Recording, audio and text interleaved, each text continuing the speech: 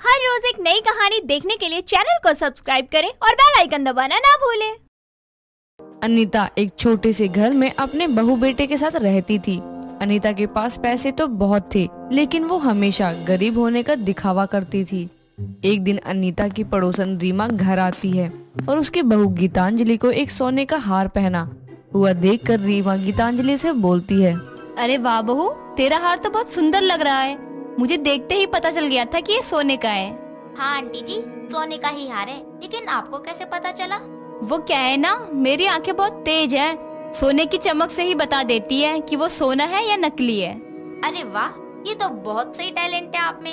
अच्छा आंटी, मैं जा रही हूँ, बाद में आकर मिलती हूँ। लेकिन जा कहाँ रही है? और तेरी सास कहाँ है? उसको बुला ले। मैं क्या यहाँ अकेले बैठकर भजन करूँगी? पहले उसको बुला, फिर चली जाइयो। आंटी जी, मेरी एक दोस्त की शादी है, मैं वहीं जा रही हूँ। माँ जी अंदर ही है अपने कमरे में, आप वहीं चली जाओ ना। वो क्या है ना, मुझे बहुत लेट हो रहा है, यहाँ रुकूंगी तो टाइम खराब होगा।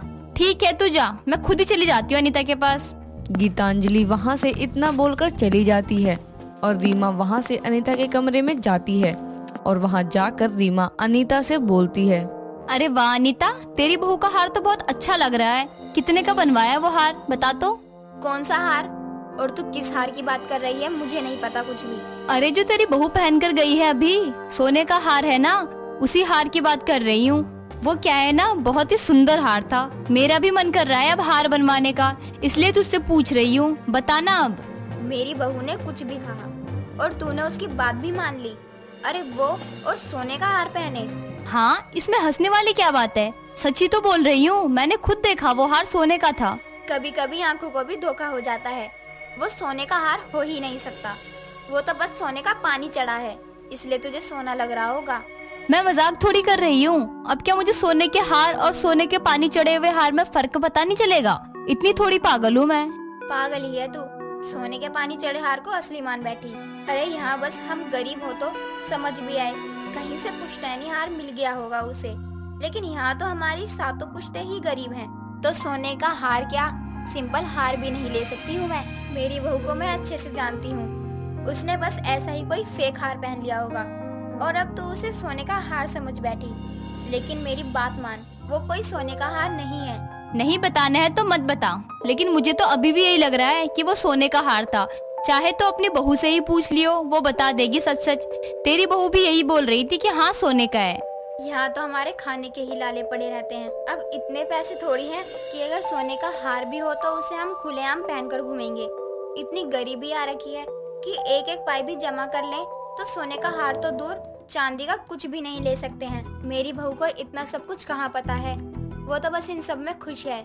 अनीता इसी तरह सब होने के बाद भी अपना फटीचर वाला हाल ही दिखाती रहती है और लोगों के आगे बस गरीबी का दिखावा करती रहती है। लेकिन उसकी बहू उससे पूरी तरह से अलग थी। वो हमेशा जो होता वो सच ही बोल देती थी और उसकी सास को यही सब अच्छा नहीं लगता है। ऐसे ही कुछ दिनों बाद अनीता की बहन सुरेखा उसके घर आती है और अनीता से मिलते हुए बोलती है, देखा अनीता, तुझसे तो आया नहीं जाता, इसलिए मैंने सोचा मैं ही मिलाऊं अपनी बहन से। अरे दीदी, आने जाने के लिए भी तो पैसे होने चाहिए ना, और यहाँ तो खाने के लिए भी पैसे नहीं है, तो कहाँ से आते हम? अब तो घर में बहू भी आ गई है तो और भी खर्चा बढ़ गया है। गरीबी है कि मार ही डालेगी। अरे सब ठीक तो है ना, और काम तो सही चल रहा है ना? पैसे की कोई परेशानी थी तो मुझे बता देती। दीदी बताना ही क्या है, पैसे की परेशानी तो हमेशा ही रहती है, और काम भी क्या चलेगा। मेरा बेटा तो खुद ही मजदूर बना जा रहा है, अब ऐसे ही चल रहा है। अरे तेरी बहन आई है, कुछ नाश्ता पानी तो करवा, या बस भूखे ही रखेगी मुझे भी? हाँ, नाश्ता तो करवाना ही पड़ेगा। अब भले ही हमें भूखे ही रहे, लेकिन मेहमान का स्वागत तो अच्छे से करना चाहिए ना, ये तो हमारे संस्कार हैं। गरीब भले ही हो, लेकिन मेहमान के लिए सब करना ही चाहिए। अनीता अपनी बहन के आगे भी अपनी गरीबी के दिखावे का ही राग गा रही होती है। वहीं उसकी बहू ने घर में चिकन बनाया होता है और उसकी बहुत अच्छी खुशबू आती है। और जब तक चिकन बन ही रहा होता है, गीतांजलि अपनी सास और मौसी के पास आती है और सुरेखा को देखकर बोलती है, अरे मौसी सास, आप आई हो, मुझे तो पता ही नहीं चला। और माँ जी, आपने भी नहीं बताया। तेरी बहू को देखकर तो कोई ये बोल ही नहीं सकता कि तुम लोग गरीब हो। और आज के घर में चिकन बना है, बड़ी अच्छी खुशबू आ रही है। यहाँ अनीता बोल रही है पैसे नहीं है और बहू ने चिकन बनाया है। हाँ वो। अरे बहू, जा अपना काम कर। और दीदी, हम चिकन कहाँ से बनाए, इतना महंगा है। वो तो बस हम दाल में चिकन मसाला डालकर ही स्वाद ले लेते हैं। गरीब लोगों को मसाले का स्वाद ही मिल जाए, वही बड़ी बात है।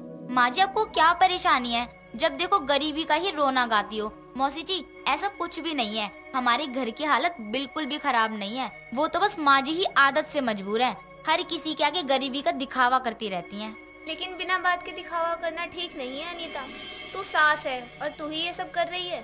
अब हमारे हालात ठीक हैं, तो क्या जोर जोर से सबको बता दूं मैं? पता है तो है, लोगों की नजर हाय कितनी जल्दी लगती है, इसलिए गरीबी का ही दिखावा करो, वही ठीक रहता है। हाय नजर लगती है, लेकिन ये मतलब थोड़ी है कि तू हमेशा गरीब गरीब करती रहे। कभी कभी हमारी बोली बातें सच भी हो जाती हैं, इसलिए सोच समझ कर बोला कर। दीदी रहने दो आप, भले ही मुझसे बड़ी हो, लेकिन ये सब मुझे भी पता है। अनीता सुरेखा की बात को ऐसे ही मना कर देती है और मानती नहीं है। लेकिन अनीता के बिना बात की गरीबी के दिखावा करने की आदत से गीतांजलि बहुत तंग हो जाती है और वो ये सब अपने पति मोहन को बताती है। दोनों पति पत्नी मिलकर प्लान बनाते हैं और मोहन परेशान होकर ऑफिस से घर आता है और अनीता के पास जाकर बोलता है, माँ, हमारा काम पूरा बंद पड़ गया और मैंने अपने घर को भी पहले ही गिरवी रख दिया था और आज वो भी चला गया। हम रोड पर आ गए हैं माँ। क्या? ये कैसे हुआ? मैं तो अभी तक बस गरीब होने का दिखावा कर रही थी, लेकिन अब तो हम सच में गरीब हो गए। अब हमारा क्या होगा?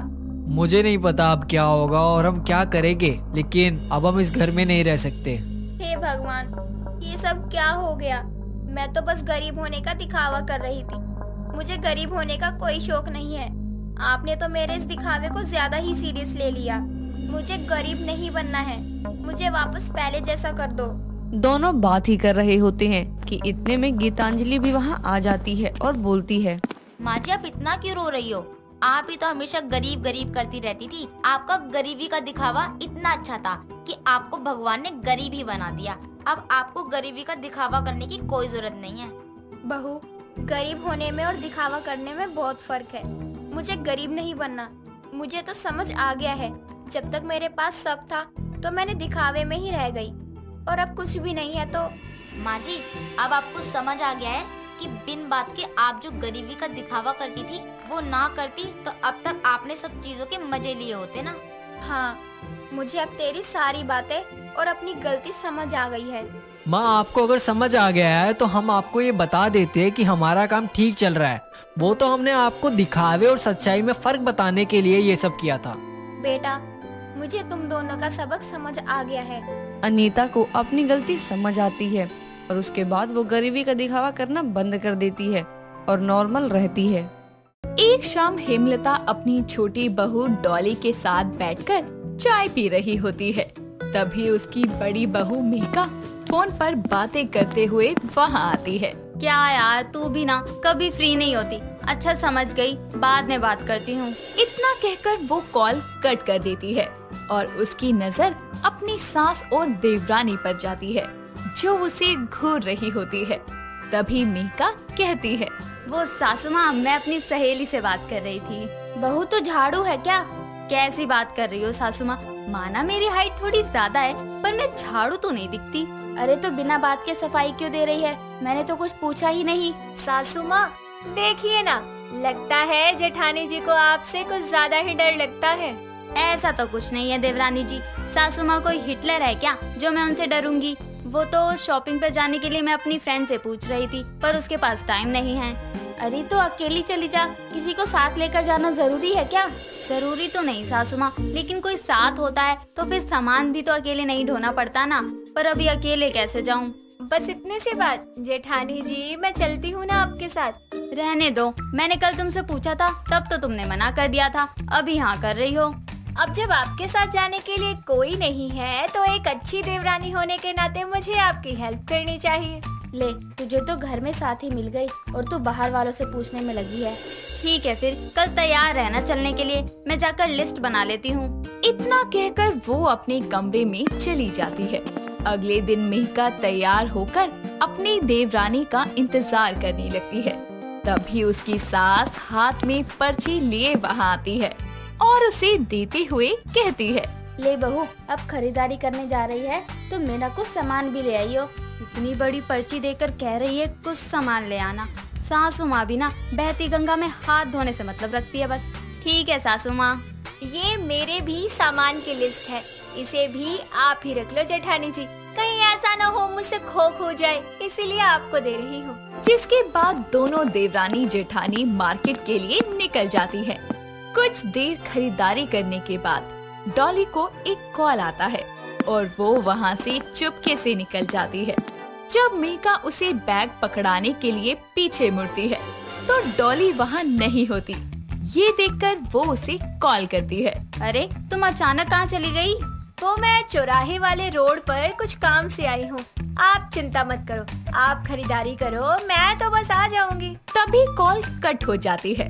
अपनी देवरानी की बात मानकर मेका सारे सामान की शॉपिंग कर लेती है और उसके दोनों हाथ बैग से भर जाते हैं, जिन्हें वो खुद ही घर लेकर जाने लगती है।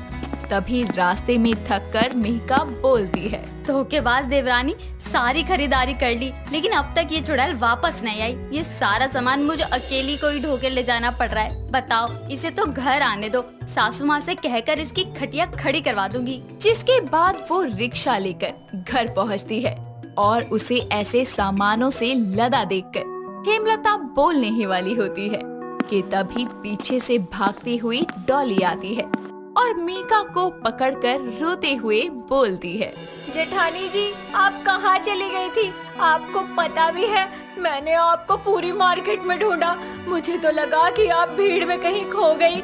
हाय, मैं तो थक हार के परेशान होकर वापस घर चली आई। तभी मैं कहूँ बड़ी बहू, अकेली सामान लादे क्यों घर आ रही है? अरे जब साथ गई थी तो साथ ही आना चाहिए था ना।